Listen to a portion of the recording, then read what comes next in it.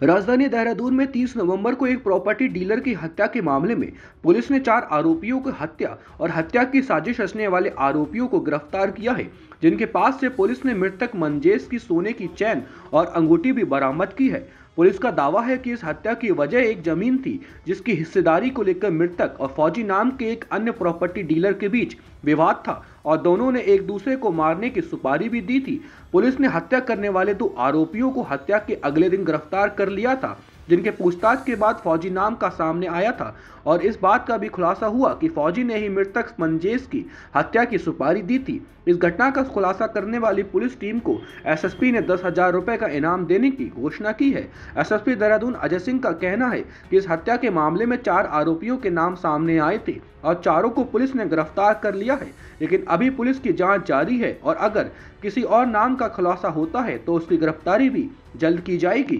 30 तारीख को प्रातः चंद्रवनी क्षेत्र से सूचना प्राप्त हुई कि एक किराए के मकान में जो है एक डेड बॉडी मिली है और इस सूचना के आधार पर उच्च अधिकारीगण द्वारा निरीक्षण किया गया। तो मामला प्रथम दृष्टया ऐसा लगा कोई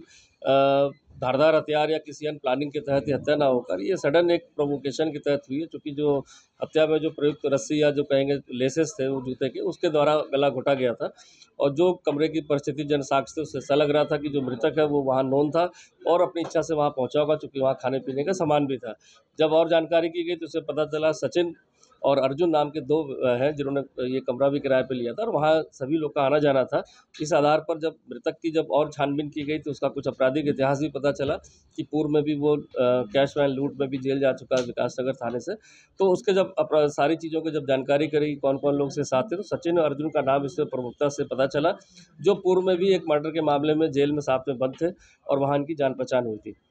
सचिन को पूर्व में गिरफ्तार किया गया थाना भगवानपुर से। उससे पूछताछ से पता चला कि अर्जुन गोसाई जो था उसका और उसके में जो शामिल था उस घटनाक्रम में, और उसके साथ वो मौके से उस दिन वो लोग फरार हो गए थे वहाँ से और उनका कुछ प्रॉपर्टी को लेकर, कमीशन को लेकर विवाद था, जिसके कारण घटना को सडनली अंजाम दिया गया। सचिन की जब गिरफ्तारी इसमें जब झज्जर से की गई तो उसने पूछताछ से बताया कि ये पूरा मामला कुछ जगह उनकी प्लॉटिंग चल रही थी। जो संजय उर्फ फौजी करके एक व्यक्ति है जो उसके साथ वो प्लॉटिंग कर रहे थे। मंजेश उसमें पार्टनर था जो मृतक है, और उस प्लॉटिंग का जो कमीशन आना था उसको लेकर इनके बीच में काफ़ी वाद विवाद हो रहा था और इससे उसको कमीशन ना देना पड़े, क्योंकि इस कारण से उन्होंने उसको घर पे बुलाकर और उसके बाद उसकी गला घोंट के हत्या कर दी। जब ये हत्या होने के बाद इसमें जो अर्जुन गोसाई है इसमें जो अभियुक्त है, उसने उसके वैल्यूएबल चेन और घड़े और उसकी जो घड़ी या और अंगूठी थी वो निकाल कर, और एक अफ़ज़ल नाम का जो व्यक्ति है जो पूर्व में उसका भी आपराधिक इतिहास है, जो मर्डर में जेल जा चुका है, उसको उस चीज़ को बेचने के लिए कि वो ये घटना करके आया है और इसको बेचने के बाद जो पैसे मिलेंगे वो उससे ले लेगा। तो कहीं न कहीं अफ़ज़ल को भी ये पता था कि इस तरह की घटना हुई, उसने अभियुक्त को शरण भी दी और साथ ही साथ जो मृतक था उसका जो वैल्यूएबल सामान था वो भी उससे बरामद कर लिया गया। अब इसमें टोटल जो है 4 लोग की गिरफ्तारी अब तक हो चुकी है, जो 4 लोग शामिल थे, जिसमें सचिन, अर्जुन गोसाई, संजय और फौजी, जो फौज से रिटायर होकर यहाँ पर